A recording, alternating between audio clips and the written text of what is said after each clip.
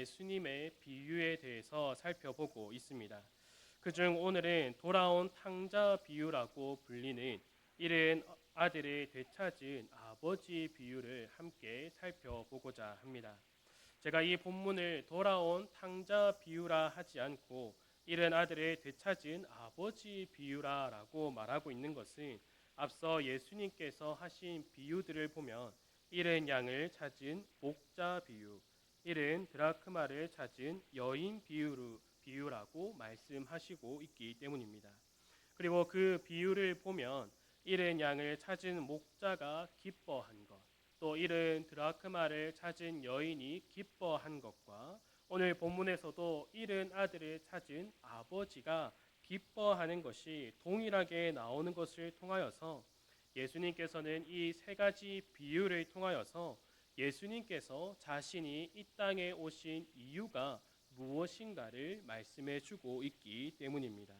예수님께서는 이 비유를 통하여서 자신이 이 땅에 온 이유는 잃어버린 자를 찾기 위하여 오셨다라는 것을 말해주고 있습니다. 그리고 그 잃어버린 자를 향한 하나님의 사랑을 가르쳐 주기 위하여서 이 세 비유를 통하여서 말씀해 주고 있습니다. 그래서 예수님은 이 세 가지 비유를 통하여서 목자와 여인 그리고 아버지가 기뻐하고 즐거워하는 모습을 말해준과 동시에 예수님은 그 비유마다 이러한 말들을 하고 계십니다. 죄인 한 사람이 회개하면 회개할 것이 없는 의인 99으로 말미암아 기뻐하는 것보다 더하리라 라고 말씀하시죠. 또 이어서는 죄인 한 사람이 회개하면 하나님의 사자들 앞에 기쁨이 되느니라 라고도 말씀하십니다. 또한 우리가 오늘 읽었던 이 본문에도 잃은 아들을 향해서 죽었다가 살아났으며 내가 잃었다가 얻었기로 우리가 즐거워하고 기뻐하는 것이 마땅하다라고 말해주고 있습니다. 이것은 하나님께서 창세전에 우리를 택하시고 사랑하는 그 백성을 하나님께서 반드시 구원하신다라는 신실하신 하나님의 사랑을 보여주고 있는 것입니다. 이러한 잃은 아들을 찾은 아버지의 비유를 오늘 이 시간 세 가지 측면을 통하여서 한번 살펴보고자 합니다. 첫 번째 측면은 아버지의 재산을 받고 탕진한 둘째 아들을 살펴보고 두 번째로는 아버지와 늘 함께 있었던 맏아들 그리고 마지막으로는 잃은 아들을 찾은 아버지의 측면으로 이 본문들을 한번 살펴보고자 합니다. 먼저 아버지의 재산을 받고 탕진한 둘째 아들을 보면 우리가 잘 알고 있듯이 어느 날 갑자기 아버지에게 재산을 요구하고 있습니다.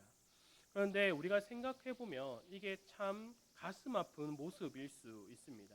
지금 둘째 아들이 요구하고 있는 분깃은 유산을 말하고 있습니다. 일반적인 관습에 의하면 유산은 아버지가 임종에 가까웠을 때에 이루어집니다. 그러니까 지금 이 둘째 아들이 말하는 것은 아버지가 돌아가시면 저에게 주실 것을 지금 주세요라고 말하고 있는 겁니다.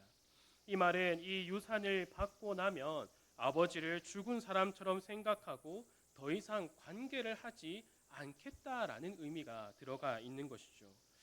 만약에 제 아들이 이런 말을 하면 물론 물려줄 만한 유산이라는 것도 없지만 참 가슴이 아플 것 같습니다.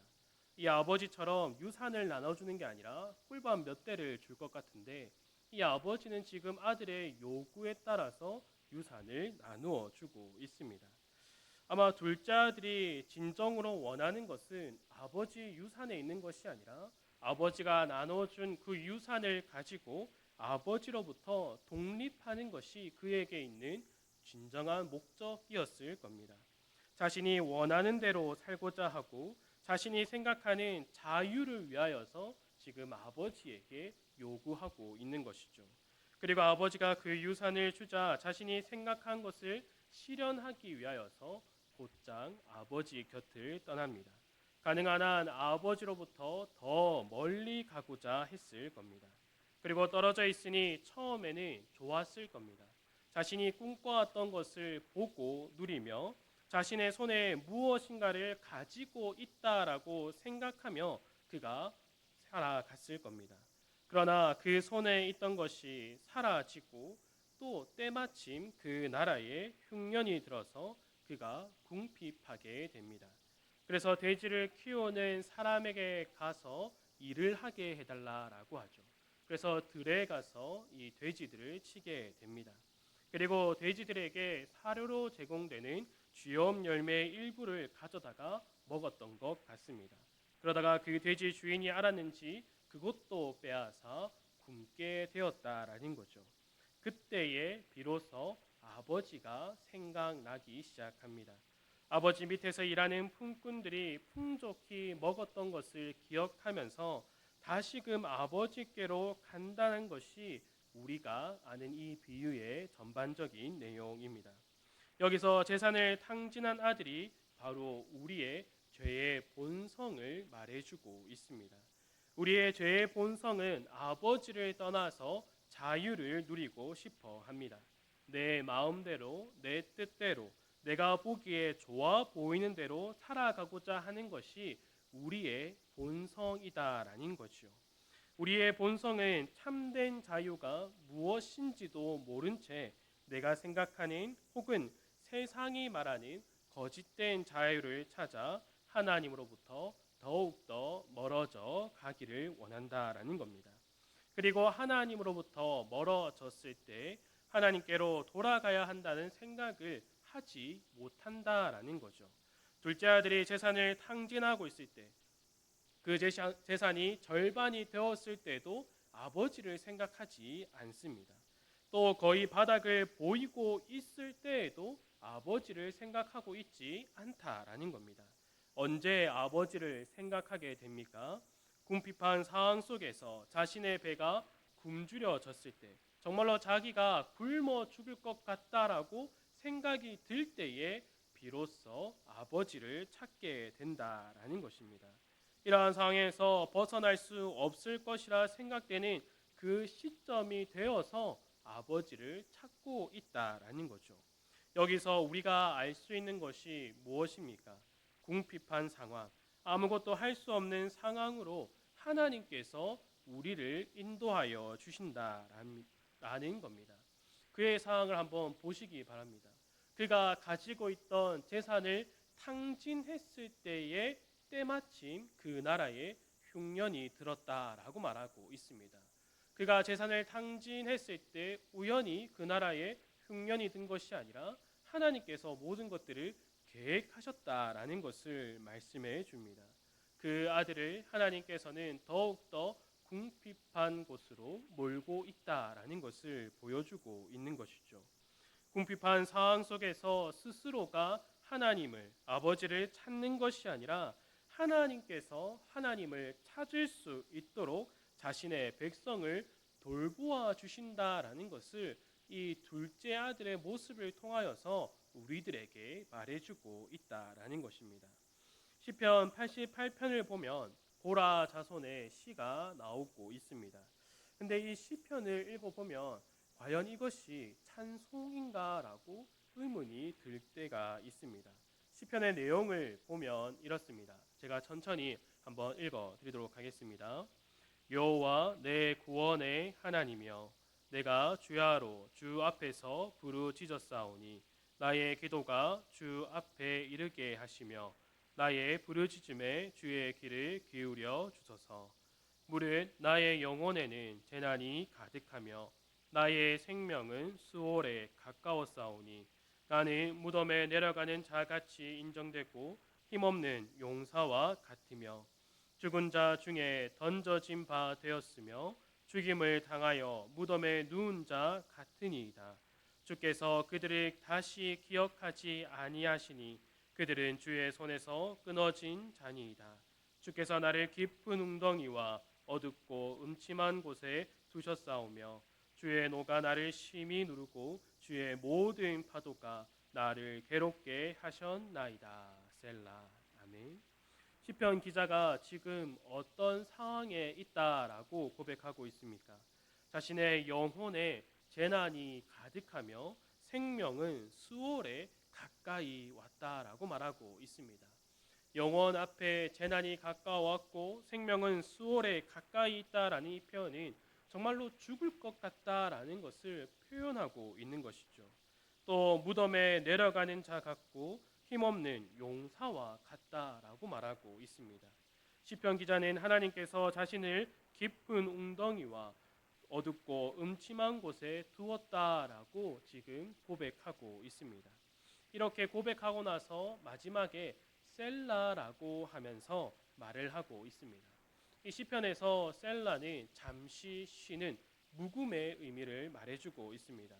찬송의 시니까 쉬고 나면은 아마 우리의 생각으로 이제 2절에서는 하나님께서 그 깊은 웅덩이에서 어둡고 습한 곳에서 어떻게 구원해 주셨는가에 대한 고백이 나오겠구나라고 우리가 생각을 하겠지만 시편 기자가 이어서 고백하는 것은 여전히 그가 고난 가운데 있다라는 고백을 합니다.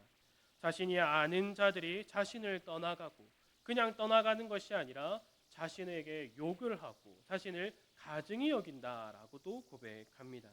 또한 심지어 자신의 눈까지도 쇠하게 되었다라고 고백을 하고 있습니다. 시편 기자는 마지막까지 이러한 고난이 물같이 자신을 둘러싸고 있다라고 고백을 하고 있습니다. 이러한 내용의 찬송을 이스라엘 백성들이 함께 불렀다라는 겁니다. 이 찬송을 어떻게 많은 이들이 부르게 되었겠습니까?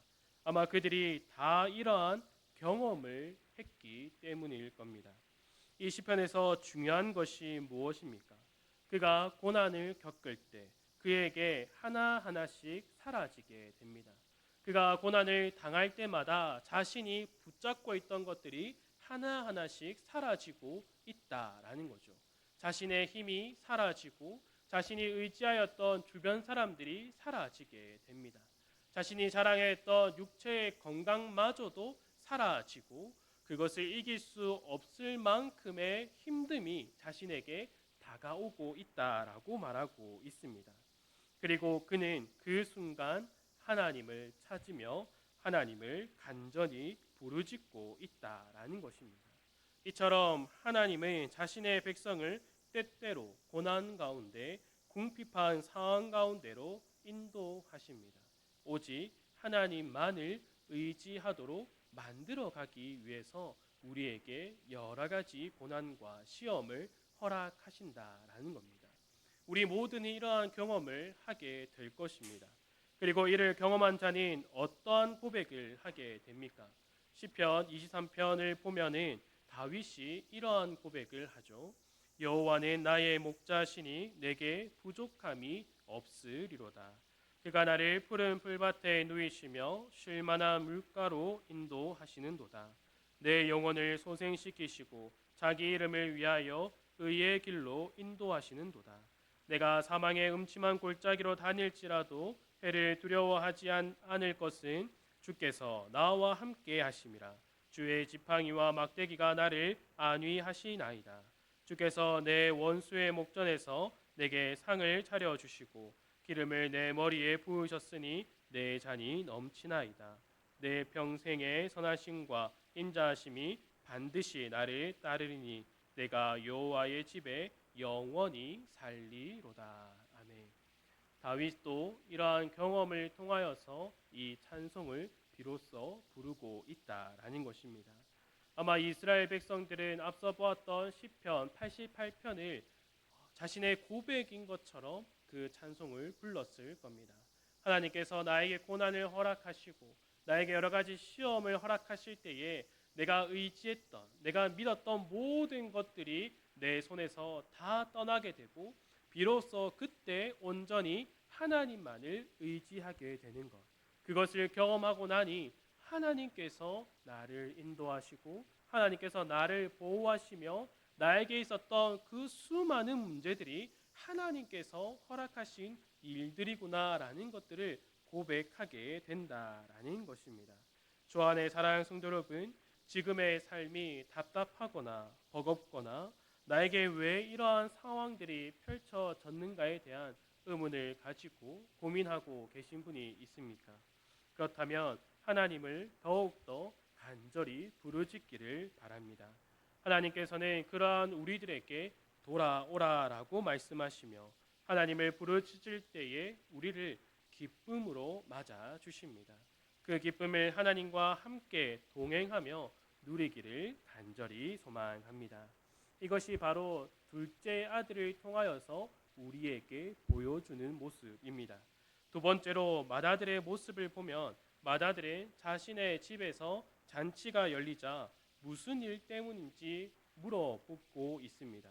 그래서 한 종이 아버지의 재산을 가지고 나가서 연락도 없던 당신의 동생이 돌아왔습니다. 그래서 기쁨으로 잔치가 벌어졌습니다. 라고 말을 해 줍니다. 그 소식을 들은 맏아들의 모습은 어떻습니까? 내 동생이 돌아왔다라는 것에 기쁨을 누리고 그 동생을 보러 가고 있는 것이 아니라 그 잔치 자리에 들어가려고 하지 않았다라는 것입니다. 그때 아버지가 나와서 함께 하자라고 권유를 하자 그는 아버지에게 내가 아버지의 명을 어기지도 않고 여러 해 동안 섬긴 나에게는 염소 새끼라도 줘서 친구들과 먹게 하지 않았으면서 저 장녀들과 함께 아버지의 재산을 탕진한 아들을 위하여서 송아지를 잡는 것이 맞습니까? 라고 지금 화를 내고 있습니다. 맏아들은 지금 자신의 동생이 돌아온 것에 대하여서 기뻐하지 않습니다. 그리고 그의 말을 자세히 보면 둘째 아들이 아버지의 재산을 가지고 먼 나라에 가서 어떠한 일들을 했는가에 대해서 지금 맏아들은 알고 있다라는 거죠. 우리가 이 비유를 처음 보았을 때는 그 둘째 아들이 먼 나라에 가서 아버지의 재산을 허랑방탕하게 소비하였다라고 보게 됩니다. 그러나 맏아들은 자신의 동생이 창녀와 함께 아버지의 재산을 삼켰다라고 말하고 있죠. 이 말은 자신의 동생이 먼 나라에서 어떠한 삶을 살았는가에 대해서 알고 있었다라는 것을 말해주고 있습니다. 잘못된 삶을 살아가는 동생을 돌이키도록 한 것이 아니라 그저 내버려 두었다라는 거죠. 아마 동생이 재산을 다 탕진하고 돼지를 치며 쥐염 열매를 먹고 얼마 뒤에는 그 열매조차 먹을 수 없는 상황 속에 있었다라는 것도 알았을지도 모릅니다. 그럼에도 동생에게 손을 내미지 않았다라는 것입니다. 맏아들은 동생을 사랑하지도 않았으며 그를 돌아볼 생각조차 하지 않았다라는 거죠. 그리고 동생이 돌아오자 오히려 화를 내고 있다라는 겁니다. 맏아들은 유산을 미리 나눠달라고 했던 불효자 동생을 아버지는 아무 말 없이 사랑으로 왜 받아주는가를 알지도 못하고 있습니다. 맏아들이 화를 낼 때 어떠한 말을 했습니까? 아버지의 명을 어긴 적도 없고 여러 해 동안이나 아버지를 섬겼다라고 말하고 있습니다. 그러나 지금 맏아들은 자신의 아버지가 어떤 분인가를 알고 있지도 못한다라는 거죠. 여기서 우리가 알 수 있는 것이 무엇입니까? 맏아들은 자신의 동생을 사랑하지도 않았고 여러 해 동안 섬긴 자신의 아버지조차 잘 모르고 있다라는 것입니다. 예수님은 이 맏아들의 비유를 통하여서 유대인에 비춰 말씀하고 계시지만 이는 유대인뿐만 아니라 교만한 자들을 향하여서 말씀하고 계십니다. 사도행전 3장을 보면 베드로와 요한이 제9시에 기도 시간에 기도하러 성전에 올라가는 모습이 나오고 있습니다. 그때 나면서 걷지 못한 자가 베드로와 요한에게 요구하고 있습니다. 이때 베드로가 어떠한 말을 합니까? 내게는 은과 금은 없으되 내게 있는 것을 주노니 예수 그리스도의 이름으로 일어나 걸으라 라고 합니다. 그리고 곧장 그 나면서부터 걷지 못한 자의 오른손을 잡아 일으켜 세웁니다. 그때에 그의 발과 발목에서 힘이 생겨 그가 걷기도 하고 뛰었다라고 합니다. 그리고 함께 베드로와 요한과 성전에 들어가서 힘써 하나님을 찬송하는 모습이 이어서 나오고 있습니다. 이 모습을 먼저 성전에 가서 기도하고 있던 자들이 보게 됩니다. 그러나 그들의 반응은 어떻습니까? 그가 나면서부터 걷지 못하는 것을 오랜 세월 동안 알고 있었고, 자신도 오늘 이 성전에 기도하러 올라올 때에 자신에게 구걸하였던 그 사람의 모습을 보았습니다. 그때 어떤 생각을 했겠습니까? 저 사람은 하나님으로부터 저주를 받아서 걷지 못하게 될 거다. 한평생 하루 먹을 것만 생각하며 살아가게 될 거다라고 생각하며 그 성전을 올라갔을 겁니다. 그런데 어떻습니까? 지금 나면서부터 걷지 못했던 자가 걸으며 하나님을 찬송하고 있는 모습을 보게 됩니다. 그래서 사람들은 그 모습을 보며 놀랍게 여기며 이상히 여겼다라고 성경은 말하고 있습니다. 그리고 나서 그들은 베드로와 요한에게 달려가서 어떻게 된 일인가에 대해서 물어보게 됩니다. 이때 베드로가 솔로몬의 행각에서 설교를 하기 시작합니다.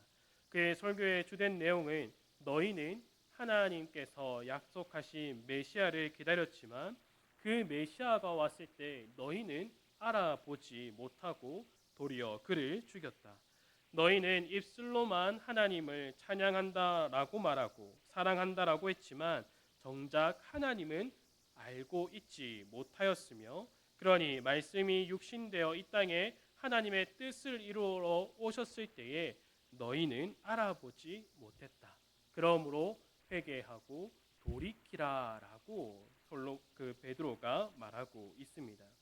이처럼 교회 안에도 나는 신앙의 연수가 길고 많은 봉사를 하고 직분이 있다라는 것으로 나도 모르게 교만해져서 다른 지체를 사랑하지도 않으며 오히려 정죄하고 비판하며 하나님과의 관계는 더욱더 멀어져 가고 말로만 하나님을 사랑하고 있는 그 모습을 가진 채로 자신이 또 교만한지도 모른 채 살아가고 있는 자들이 있을 수 있다라는 것입니다. 이러한 마다들에게조차 아버지는 너는 항상 나와 함께 있으니 내 것이 다 내 것이로다라고 말해주고 있음을 우리는 분명히 알아야 합니다. 동생을 사랑하지 않고 오랜 시간 자신을 위하여 봉사하였지만 자신을 잘 알지 못하는 맏아들을 잘못을 지적하는 것이 아니라 지금 그를 보듬어 주고 있는 아버지의 모습을 우리는 분명하게 알아야 한다라는 것이죠. 그리고 그 아들에게 함께 즐거워하고 함께 기뻐하자라고 말해주고 있습니다. 아마 이러한 말을 들은 맏아들은 이를 계기로 자신의 잘못된 부분을 돌아보게 될 것입니다. 그리고 그가 깨닫게 된 것은 아버지는 사랑이다라는 것을 깨닫게 될 것입니다. 자신에게 없는 사랑을 아버지에게 받아서 아버지를 사랑하고 또 자신의 동생까지도 사랑하며 그 넘어서서는 이웃까지도 사랑하게 되어야 한다라는 것을 맏아들은 이 일들을 통하여서 깨닫게 될 것입니다. 둘째 아들도 마찬가지이죠.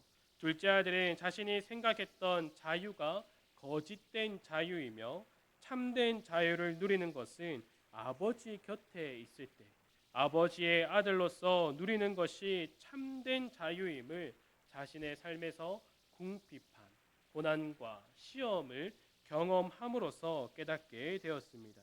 아버지는 둘째 아들이 반드시 궁핍함을 경험하게 될 것을 알고 있음에도 재산을 나누어 주었습니다.